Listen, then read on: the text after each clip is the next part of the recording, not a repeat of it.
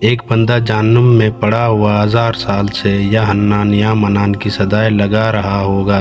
اللہ تعالیٰ حضرت جبرائیل علیہ السلام سے ارشاد فرمائیں گے کہ میرے اس بندے کو میرے پاس لاؤ۔ حضرت جبرائیل علیہ السلام جائیں گے اور اہل نار کو اس حال میں پائیں گے کہ پیشانی کے بل اوندے پڑے ہوں گے۔ پھر جبرائیل علیہ السلام اپنے رب کے پاس واپس آئیں گے اور ساری خبر سنائیں گے۔